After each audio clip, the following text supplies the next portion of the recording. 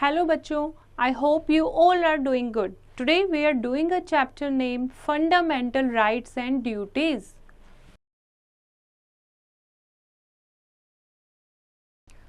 India में हम रहते हैं तो हमारे क्या राइट्स हैं और क्या हमारी ड्यूटीज़ हैं वो हम इस चैप्टर में पढ़ने वाले हैं, जिसके लिए हमें पहले पता करना होगा कि what is a constitution. Constitution क्या होता है? A constitution is a set of fundamental principles according to which a state और other organisation is govern. These rules together make up that is constitute what the entity is.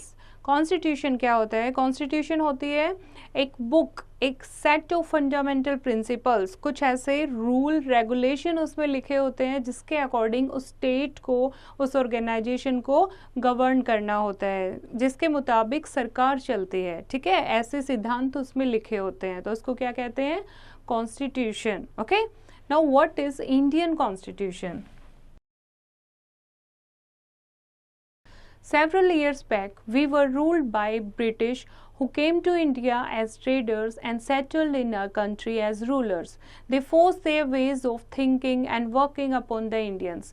They made them slaves and made them work at lower position in offices. The Indians hated it. They rebelled against the British rule. After a long struggle, Indians achieved their independence on August 15, 1947. We formed our own government. Some rules were needed to rule the country. The prominent and learned leader of India discussed and formed a set of rules to govern the country. This set of rules is called the Constitution of India. बहुत सालों पहले हमारे ऊपर Britishers ने rule किया, जो कि traders की तरह आए थे, लेकिन यहाँ पर सेटल हो गए हमारी कंट्री में। और जो इंडियन पीपल थे उनको बहुत लोअर वर्क दिया गया था, उनको उन्होंने स्लेव बना लिया था और अपने अकॉर्डिंग जैसा वो चाहते थे वैसा उनसे काम कराते थे। इंडियन पीपल जो हैं वो उनको हेट करते थे, इसीलिए उन्होंने रिबेल किया ब्रिटिश रूल के खिलाफ। और बहुत लंबी स्ट्रगल के बाद 15 अगस्त 1947 को जो इंडिया है वो इंडिपेंडेंट हो गया, भारत आज़ाद हो गया ब्रिटिशर से। अब जो हमारे लीडर्स थे उन्होंने सोचा कि हमारे पास हमारे ऐसे रूल्स होने चाहिए जिससे हम कंट्री को चला सकें, तो एक सेट ऑफ रूल बनाया, set of rule to govern the country. और इन सेट ऑफ रूल्स को क्या नाम दिया गया? Constitution of India. It define the goals, duties and rights of the people. Our constitution was enforced on 26 जनवरी 1950। और constitution of India में हमारे गोल्स लिखे हुए हैं कि एज इंडिया हमारे क्या गोल्स हैं, आने वाले टाइम पर हम क्या करेंगे, क्या ड्यूटीज़ हैं इंडियन सिटीजन्स की, क्या यहाँ के लोगों को राइट मिले हुए हैं। और इस कॉन्स्टिट्यूशन को बनने में बहुत टाइम लग गया। 2 साल के बाद 26 जनवरी 1950 को कॉन्स्टिट्यूशन ऑफ इंडिया को अडॉप्ट किया गया। ओके, यहाँ आप देखोगे कॉन्स्टिट्यूशन ऑफ इंडिया का आपको प्रियम्बल यानी कि फर्स्ट पेज आपको दिखाया हुआ है कि जो हमारी बुक है कॉन्स्टिट्यूशन ऑफ इंडिया, एक सेट ऑफ रूल है, वो किस हिसाब से कौन कौन से प्रिंसिपल उसमें दिए गए हैं। Okay, The Indian Constitution begins with the preamble. The preamble is the introduction to the Constitution. It highlights some basic guiding principles that need to be followed by the leaders of the nation to run the government.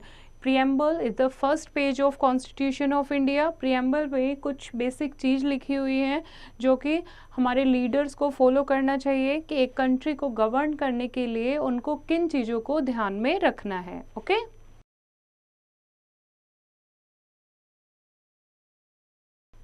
Fact file. Bhimrao Ambedkar drafted our constitution. It took 3 years to be finally drafted. Bhimrao Ambedkar जिनको father of constitution भी कहा जाता है, उन्होंने हमारा ये constitution बनाया और 3 साल उनको लग गए पूरा कॉन्स्टिट्यूशन तैयार करने में। The preamble describes India as a sovereign, socialist, secular and democratic republic. Let us understand the points one by one. What is sovereign? Sovereign का मतलब क्या होता है? सोवेरियन का मतलब होता है independent. The term sovereign means that only the citizens of India can decide what to do in their country और how they want the country to be run. No foreign country has a right to interfere with the decision made by the citizens of India. Sovereign का मतलब होता है independent.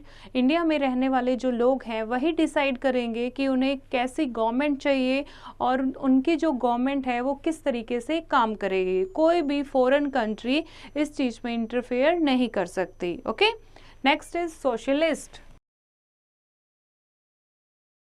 The term socialist means all the citizens will earn and share the wealth of the country. Basic needs of all the people shall be fulfilled without any differentiation of caste or community. Socialist का मतलब है सामाजिक।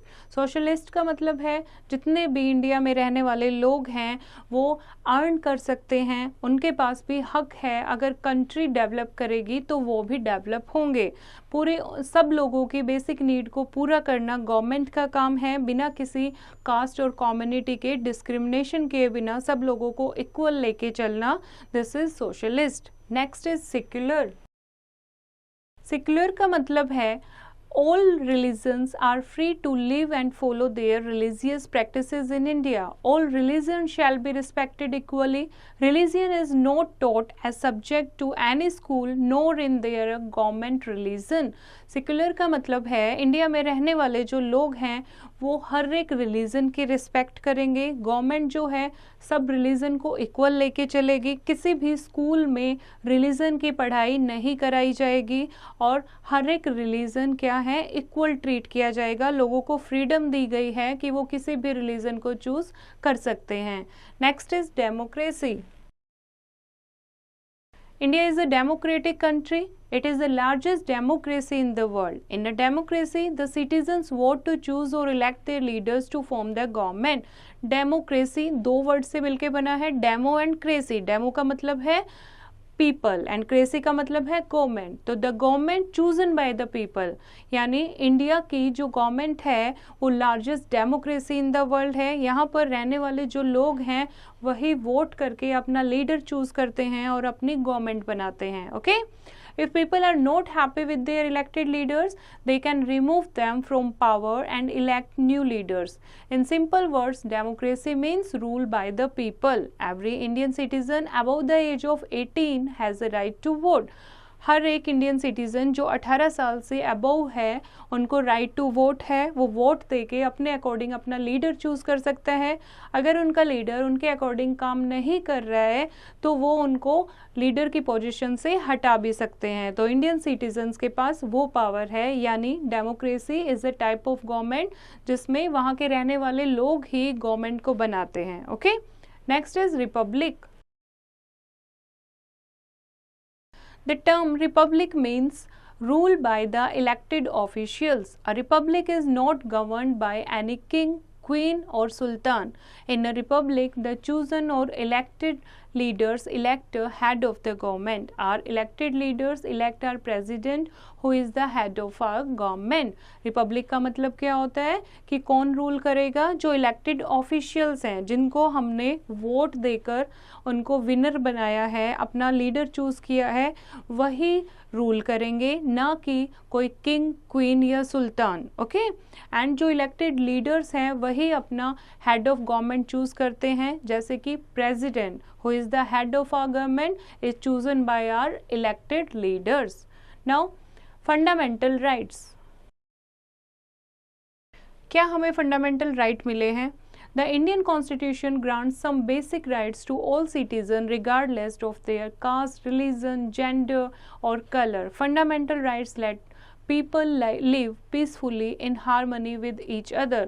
बिना किसी भेदभाव के सरकार ने लोगों को कुछ हक दिए हैं, फंडामेंटल राइट्स दिए हैं जो हर एक लोगों का अधिकार है ताकि वो शांति से, प्यार से रह सकें।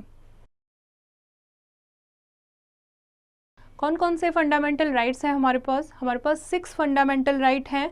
फर्स्ट है right to equality, right to equality में all Indians are treated equally by the Indian government and the law. कानून के सामने, सरकार के सामने सब लोग इक्वल हैं, चाहे वो मैन है, वीमेन है, किसी भी रिलीजन से हैं, किसी भी एज के हैं, वो सरकार की नज़र में क्या है, इक्वल हैं। Next is right to freedom. We can express our opinion without fear. We can travel to all parts of the country and we can join the profession of our choice. Right to freedom, हमें आज़ादी दी गई है, हम अपनी बात को सबके सामने बिना किसी डर के रख सकते हैं, हम पूरी कंट्री में किसी भी जगह ट्रैवल कर सकते हैं, किसी भी प्रोफेशन को चूज़ कर सकते हैं, तो this is the right to freedom. Next is right to freedom of religion. We are free to follow our religion, हम अपने रिलीजन को फॉलो करने के लिए फ्री हैं। अगर हम अपने रिलीजन को छोड़कर दूसरा रिलीजन अपनाना चाहते हैं तो वो भी हमें आज़ादी है। This is right to freedom of religion. Next is right to culture and education. Right to culture provides people the right to follow their lifestyle and the right to education gives right to every child under the age of 14 to have education. Right to culture का मतलब है कि हम अपने lifestyle को आगे भी follow कर सकते हैं, हम अपने रीति रिवाजों को फॉलो कर सकते हैं और 14 ईयर से जो बिलो बच्चे हैं, 14 ईयर तक की एज के जो बच्चे हैं, उन्हें मैंडेटरी एडुकेशन देनी चाहिए, उनकी जो शिक्षा है वो अनिवार्य रूप से होनी चाहिए। Next is right to constitutional remedy. Right to constitutional remedy का मतलब है we are free to exercise our fundamental rights, no one can stop us from doing so, if someone does so we have the right to go to a court and get legal help. अगर किसी भी right का follow हम नहीं करते हैं, कोई हमें इन चीज़ों से रोकता है, कोई इस चीज़ को करने से रोकता है, तो हम क्या कर सकते हैं, हम कोर्ट में जा सकते हैं, लीगल हेल्प ले सकते हैं। Okay, this is right to constitutional remedy. Now come to duties. जैसे हमें राइट दिए हैं गवर्नमेंट ने ताकि हम इक्वली, इंडिपेंडेंटली, फ्रीडम के साथ अपनी लाइफ जी सकें, ऐसे ही हमारे भी कुछ फंडामेंटल राइट्स हैं, हमारे फंडामेंटल ड्यूटीज़ हैं कि राइट्स को साथ गवर्न करने के लिए हमारी खुद भी कुछ ड्यूटीज़ हैं। Okay, rights and duties go hand in hand.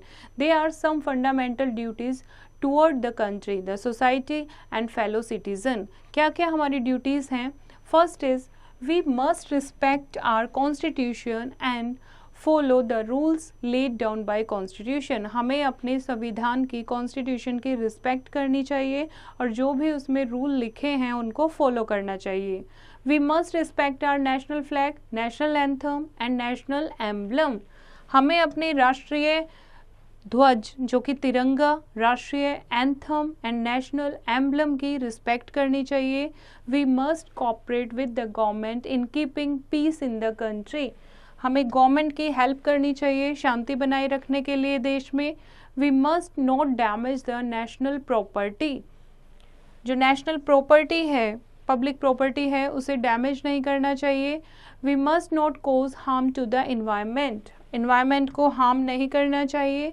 And we must respect the religions of others, दूसरे धर्म का सम्मान करना चाहिए। We must respect the rights of others, और दूसरे लोगों के राइट्स का भी हमें रिस्पेक्ट करना चाहिए। Okay, now come to the next topic, that is directive principles.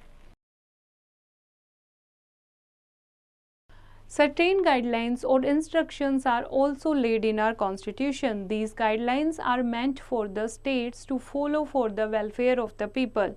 These are called the directive principle. If the state do not follow the directive principles and it harms a citizen, then she can seek legal help. Directive principle कुछ ऐसे rules होते हैं जो हमारे constitution ने बनाए हैं, जो स्पेशली किसके लिए हैं, लीडर्स के लिए हैं, गवर्नमेंट के लिए हैं, ताकि लोगों को कोई भी नुकसान ना पहुंचे। ओके, जैसे फर्स्ट है the state government shall provide better living conditions to all citizens. State government का काम है, स्टेट गवर्नमेंट क्या करना चाहिए उसे, उसके स्टेट में रहने वाले जितने भी सिटीजन्स हैं सबको अच्छे से घर मिले, आवास की सुविधा मिले, ये स्टेट गवर्नमेंट का काम है।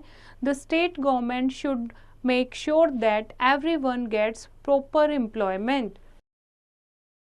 सबको according to education proper employment मिलनी चाहिए, job मिलनी चाहिए. The state government should provide free and compulsory education to all children below the age of 14. 14 साल तक के बच्चों को फ्री और अनिवार्य रूप से शिक्षा मिलनी चाहिए. The state government should ensure that no one becomes rich by exploiting other. दूसरों का एक्सप्लॉयशन करके, दूसरों का शोषण करके रिच कोई बने, उस पर गवर्नमेंट को ध्यान रखना चाहिए कि कोई भी किसी का शोषण ना करे. The state government should do everything possible to improve the conditions of the weaker sections of the society, especially those belonging to the scheduled tribes and scheduled caste. और स्टेट गवर्नमेंट का काम है कि उसके स्टेट में रहने वाले जितने भी वीकर सेक्शन के लोग हैं, जैसे कि शेड्यूल्ड ट्राइब या शेड्यूल्ड कास्ट के जो लोग हैं, उनको अपलिफ्ट करने के लिए उनको भी इक्वल अपॉर्चुनिटीज़ मिले. Okay, now let us revise the chapter. A constitution is a set of fundamental principles according to which a state or other organization is governed. एक constitution एक set of fundamental principle होता है जिसके according कोई भी state या other organization rule करती है. Our constitution was enforced on 26 January 1950.